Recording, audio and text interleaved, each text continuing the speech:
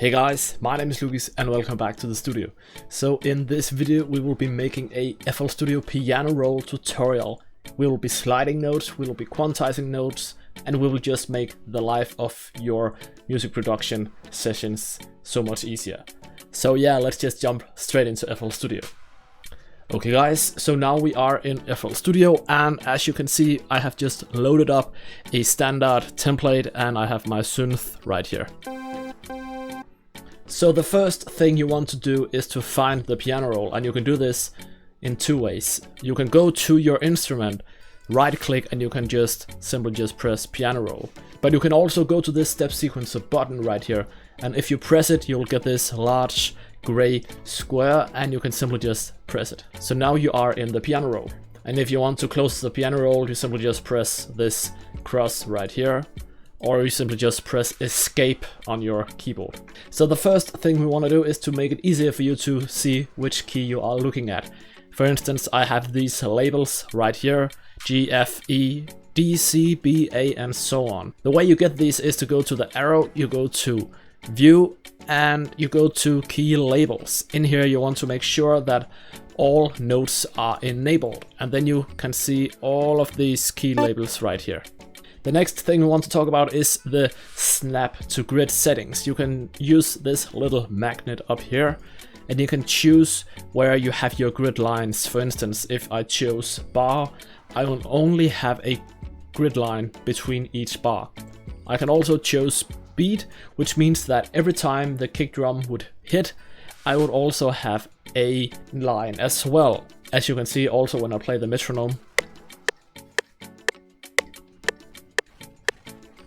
it fits together with the line. But you can also choose a very small grid size. For instance, if I choose a half beat, you can see every beat is divided into 2, or every beat will be, for instance, divided into 4. And if we go back to the half beat, and if we zoom in a little, then we also have the opportunity to choose a half step, which means that every half beat will be divided into 4 different sections. This also works with the fourth beat. If we go to the fourth beat, it looks like this, and if we zoom in and go to the fourth step, we also get this divided by 4. So yeah, this is basically how this works, and I usually have mine set on to a half beat, sometimes a fourth beat depending on which melody I'm making. The next thing is the stamp function. So if you're not that familiar with the chords, you can always go to the stamp function. For instance, choose a major chord and press anywhere you like. Let's see, just a B major. It sounds like this.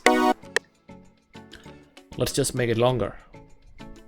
The way that you move around in the piano roll is simply just press down the middle mouse on your mouse if you're using that.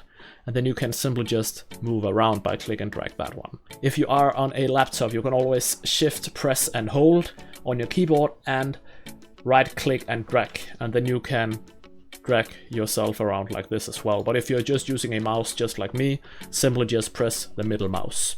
And if you want to delete this chord, you can always just right click and drag. But if you want to make your own chord, you can simply just go to this draw function right here, and then let's just make this. And you also have the opportunity to paint out notes, and then you can just choose this paint tool right here and paint notes after each other. But let's just delete these painted notes. And we actually do have a delete function as well. Simply press this delete button right here, and then you can left click and drag.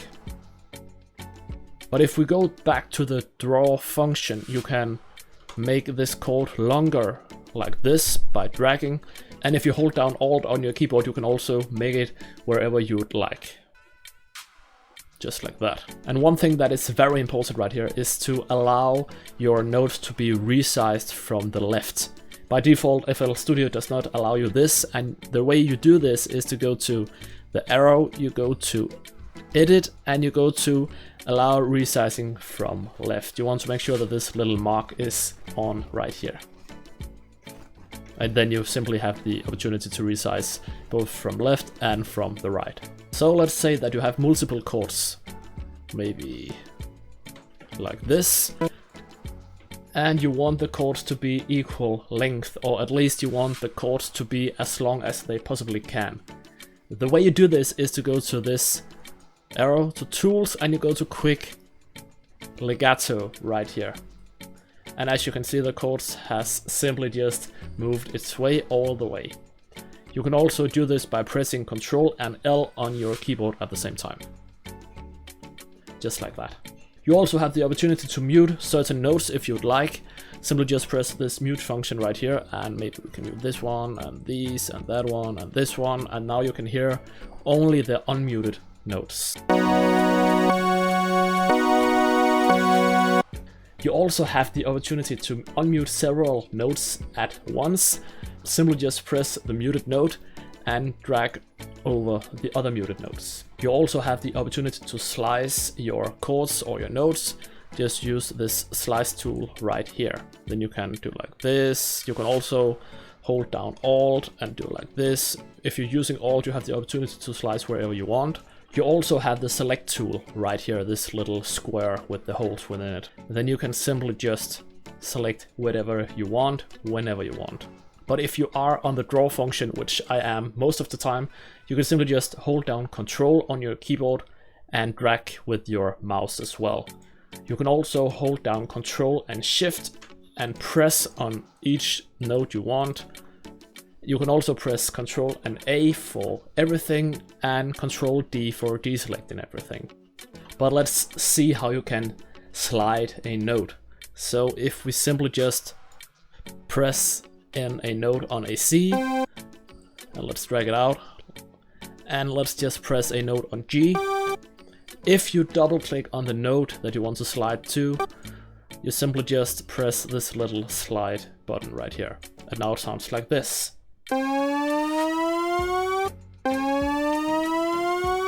You can also make the note shorter, which means that the slide will occur faster. And if you want to turn off slide when making notes, you can see this little mark right here. You simply just press this button right here. And now your notes will not be sliding into each other. You also have the opportunity to zoom wherever you want. You can simply just press this little mark right here and press on the piano roll. If you are on the draw function, you can simply just press set on your keyboard and you also get this function as well. Press P to go back to the draw. If you have any MIDI information, this is MIDI information. If you have any that you want to put into your piano roll that you have already made as a MIDI file, the way you do this is to go to this arrow, file, and import MIDI file. If you want to export your current MIDI file, you can also do that right here. And if you want to know every single shortcut in this piano roll, simply for instance just hold over the draw function. You can see we have a little P right here that appears. We also have a B, we also have a N, a D for whatever function you might need. You can also go to this little drop down arrow, go to edit, look at all these different shortcuts you have right here. Also under the tools you have a lot of different shortcuts, so you can always find the shortcut that you need. You can also change the velocity and panning on each note. So let's say that the two top notes I want to change the velocity. So again I press down Ctrl and Shift and then I left click. Then I have this opportunity down here to change the velocity like this. And now the top notes will be less noticeable. I can also change the panning of the notes. So if I go to Control, go to Note Pan. Let's say I want to pan the third note all the way right, and I want to pan the lower note all the way left. Now it sounds like this. And if you want to find all the tools that you need in the piano roll, you can always go to the drop down and tools, but if you just want the tools and not all the other function, you simply just go to this rinse right here. So the next function that I want to show you is the Strum Function, which I like a lot. You go to the arrow, you go to tools, and you go to Strum. So let's say that this was a piano and we want to make sure that you don't hit every note at the same time, because a real piano player does not hit all the notes at the same time. So for instance, right here, you have the opportunity to adjust the time from where the notes begin. You can also choose the time from where the note ends. You can also change the velocity right here and the tension of the velocity. So now it sounds like this. But what you can also do is to quantize these notes as well. Simply just go to this arrow, you go to Tools, and you go to Quantize right here. Quick Quantize is the easiest one to use. And now all the notes are in place again. You can also use the Arpeggiator. On the tool function you have the Arpeggiate, and let's see, you have this arp right here. You can also make it faster.